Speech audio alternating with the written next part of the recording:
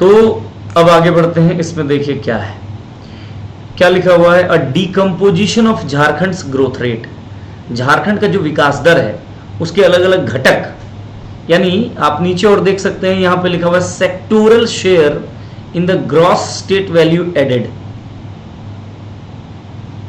यानी जिसको आप कहते हैं GSVA, इसमें क्षेत्रक वार प्रदर्शन क्या रहा झारखंड का। अब अगली बार, अब पिछली बार अगर आप देखे होंगे तो JPSC PT में बड़ा सुंदर क्वेश्चन पूछा था कि कृषि क्षेत्र का कंट्रीब्यूशन क्या है, याद है आपको।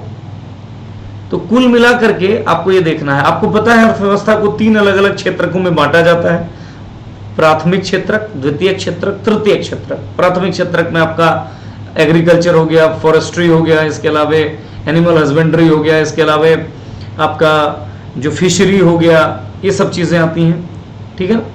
वहीं सेकेंडरी सेक्टर में इंडस्ट्री सेक्टर आता है, और टर्शियरी सेक्टर जो तृतीय क्षेत्रक है उसमें सर्विसेज को शामिल किया जाता है। ये सारी बातें हैं। तो आइए थोड़ा सा सेक्टोरल प्रदर्शन क्या रहा, क्षेत्रकवार अलग अलग क्षेत्रक अर्थव्यवस्था का क्या कंट्रीब्यूट किया है झारखंड के GSVA पे, उसको जरा देखिए। देखिए यहां से ही आपको बड़ा अच्छा मिलेगा। ये इस टेबल से एक क्वेश्चन तकरीबन आना तय है, मान के चलिए। ये टेबल वेरी इंपॉर्टेंट, लिख लीजिए, है ना। मैं इंग्लिश में है पर मैं कोशिश कर रहा हूं आपको बताने का। देखिए 2020-21 ये हमारा क्वेश्चन का हिस्सा बनेगा, क्योंकि इससे रिलेटेड आंकड़े इस इकोनॉमिक सर्वे पे ये तो पहले से भी उपलब्ध थे। तो आप बहुत आराम से याद रखिएगा कि एग्रीकल्चर, फॉरेस्ट्री और फिशिंग, इन 3 चीजों का हमारी GSVA पर 14.5% कंट्रीब्यूशन रहा। माइनिंग और क्वेरिंग, इन 2 चीजों का, यानी खान खनन वगैरह ये सब चीजों का 8.9% कंट्रीब्यूशन। ये भी प्राथमिक क्षेत्रक नहीं आते हैं, ठीक है ना, कंट्रीब्यूशन रहा। तो very important, agriculture, forestry and fishing का 14.5%।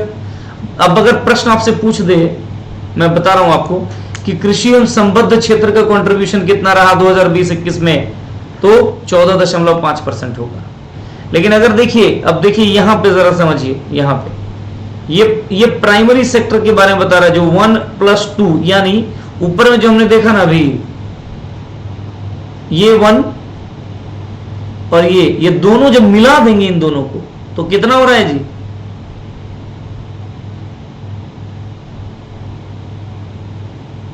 23.4%।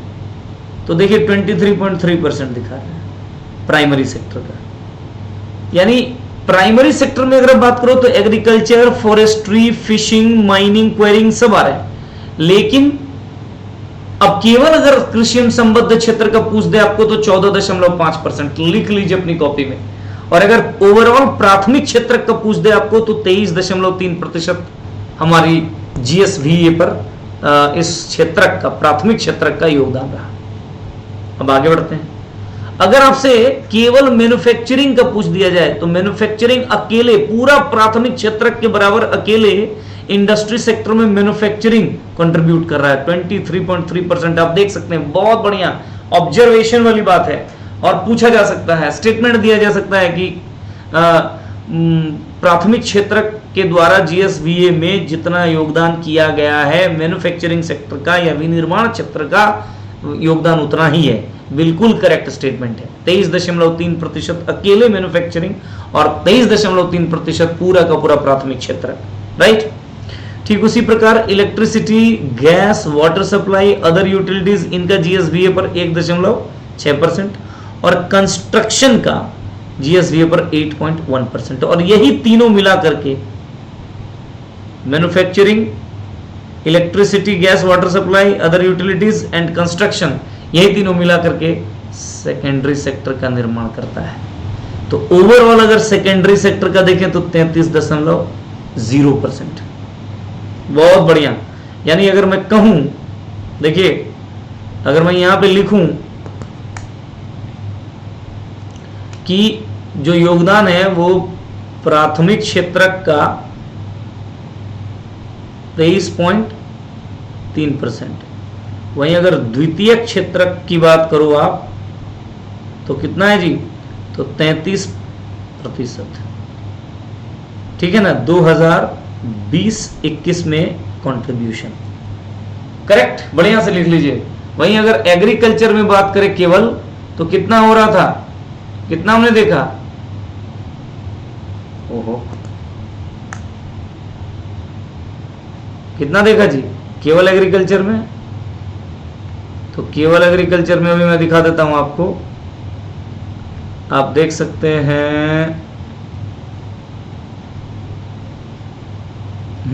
कि 14.5%, यानी अगर एग्रीकल्चर एंड एलाइड जो सेक्टर है, मतलब संबद्ध और कुछ बात चीजें हैं, उसकी अकेले बात करो तो 14.5%। ओवरऑल प्राइमरी सेक्टर का 23.3%। एकदम क्वेश्चन तय है, आना है, नहीं भी आएगा मुख्य परीक्षा को लिखने का मौका मिलेगा। आपका आंसर कभी भी बढ़िया हो ही नहीं सकता इन डेटास के इस्तेमाल किए बिना, सवाल ही नहीं उठता। और अगर आपको इनकी जानकारी नहीं है तो आप पास नहीं कर पाओगे। आगे बढ़िए, देखिए अब यहां पे आ जाइए आगे।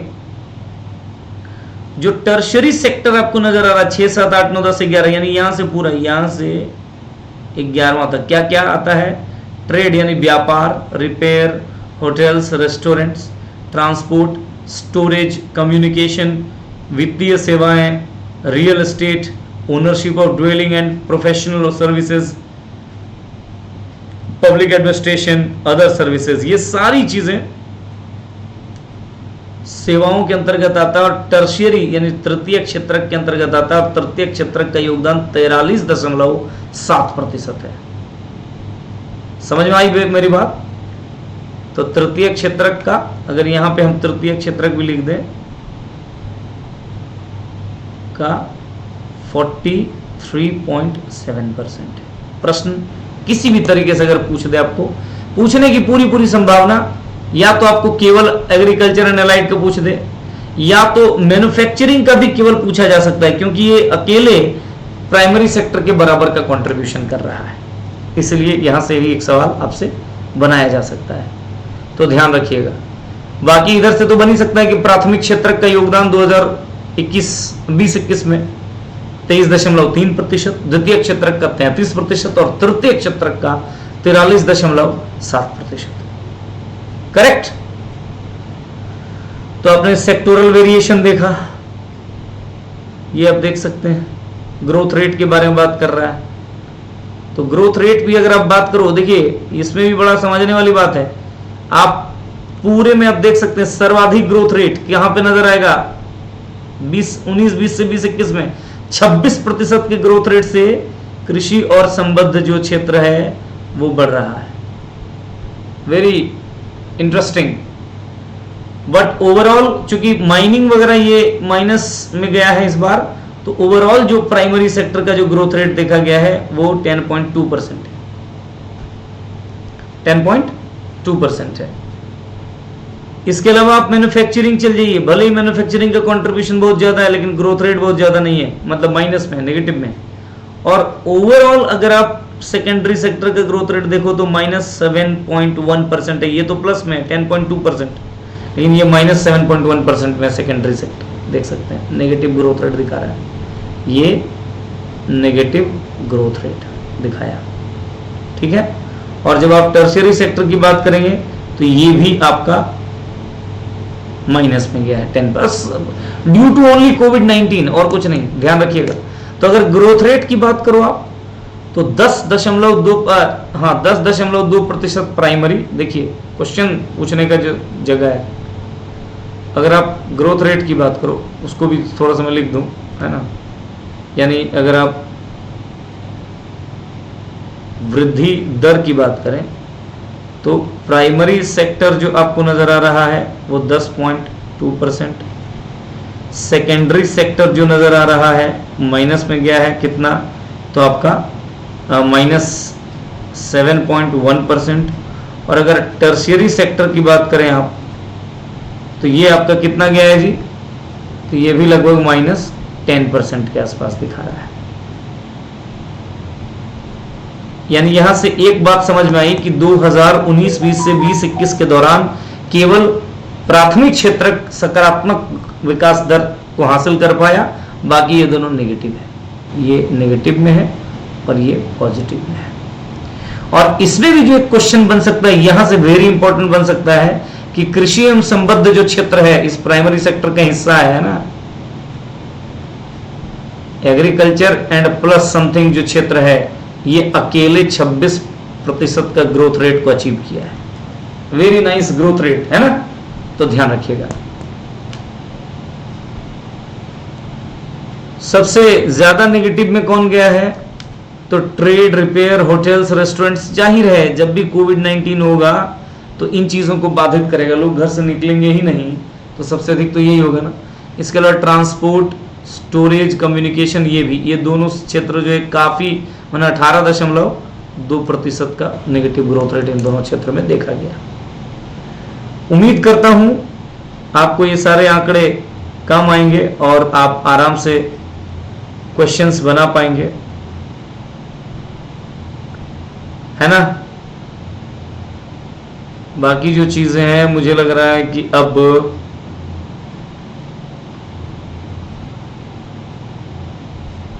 ये देखिए दे दिया है आपका, ये 2021 में जो प्राइमरी, सेकेंडरी और टर्शियरी का जो जीएसबीए में जो शेयर है, तो प्राइमरी का आपका 23.3% और 33% है सेकेंडरी का और 43.7% है आपका टर्शियरी का।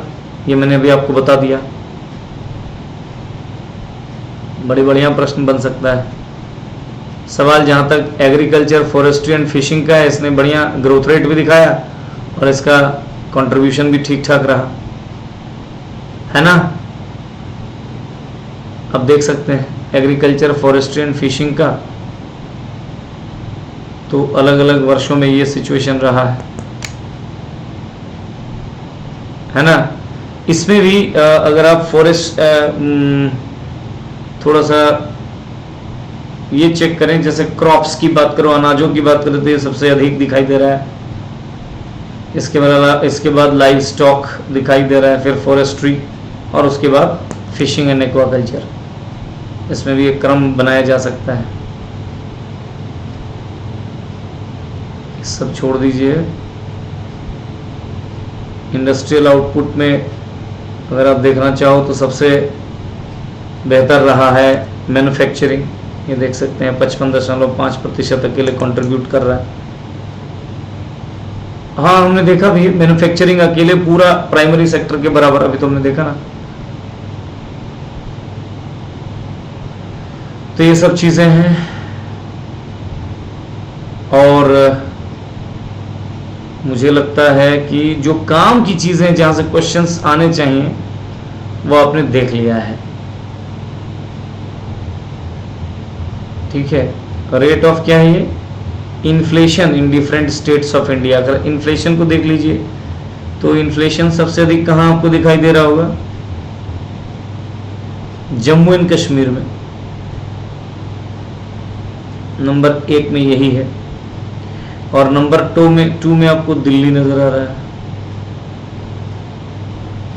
ये 2 नंबर पे है। झारखंड का सिचुएशन क्या है तो आप देख लीजिए, यहाँ है 2.59%, यानी एक तरीके से एक नियंत्रित रहा है मुद्रास्फीति का दर झारखंड में, है ना। तो याद रखिएगा।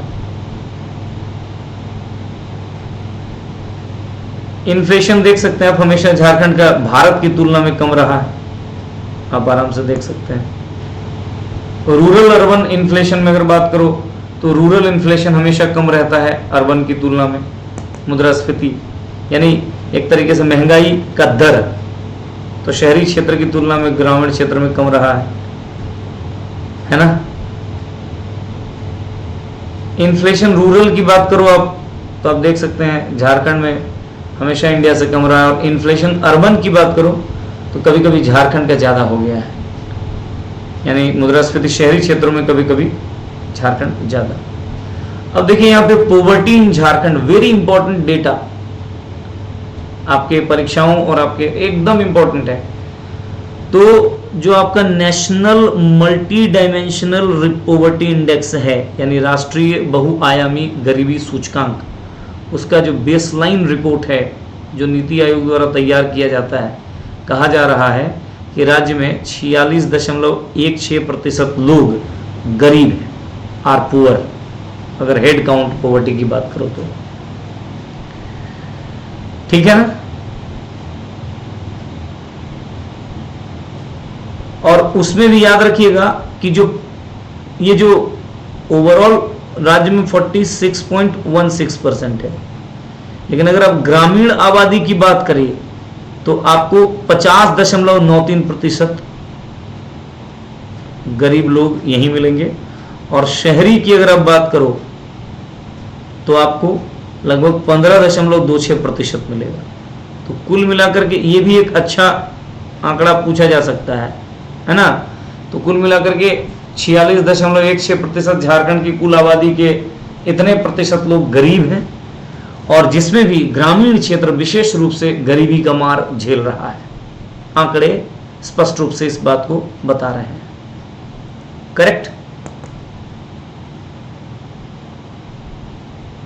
तो याद रखिएगा, यहां आप देख सकते हैं स्टैंडर्ड ऑफ लिविंग में क्या सिचुएशन है। The percentage of contribution of indicators to, अच्छा देख सकते हैं कि क्या माना सबसे खराब स्थिति है न्यूट्रिशन के मामले में। हमारा न्यूट्रिशन लेवल बड़ा ही खराब है। कई अलग अलग इंडिकेटर्स के बेस पे मल्टी डायमेंशनल पॉवर्टी इंडेक्स निकाला जाता है। ठीक है। फिर हमारा ईयर ऑफ स्कूलिंग भी बहुत खराब है। यही सब चीज देख लीजिएगा। Mental health, maternal health, sorry, मातृत्व स्वास्थ्य, इसमें भी हमारी स्थिति ठीक नहीं है। सैनिटेशन में हमारी स्थिति ठीक नहीं है। कुकिंग फ्यूल में नहीं है ना। तो अगर आप इंटर डिस्ट्रिक्ट वेरिएशन की बात करोगे तो याद रखिएगा सबसे अधिक कहां मिल जाएगा आपको, यहां देख सकते हैं आप, एक तो चतरा है ना, फिर यहां आपको साहिबगंज, पाकुड़, और यहां आपको वेस्ट सिंहभूम। और सबसे कम आपको कहां मिलेगा देख सकते हैं आप बहुत अच्छी तरीके से, धनबाद, बोकारो, रामगढ़ और रांची और ईस्ट सिंहभूम। माने जो इंडस्ट्रियल बेल्ट है वहां पर आपको कम गरीबी नजर आ रही है ना। लेकिन चतरा, पश्चिमी सिंहभूम, हालांकि पश्चिमी सिंहभूम इंडस्ट्रियल बेल्ट के ही अंतर्गत आता है, पर बावजूद इसकी इतनी दिक्कतें हैं यहाँ पे। ठीक है। तो ये बात याद रखिएगा। उसके बाद कंक्लूजन पे। तो इस चैप्टर में इतना ही, आपको ठीक से चीजों को याद रखना होगा, करना होगा। क्वेश्चंस यही सबसे पूछे जाते हैं। मेंस, जेपीएससी प्रीलिम्स और जेएसएससी कहीं भी दीजिए, आपको इस चैप्टर का सामना करना पड़ेगा।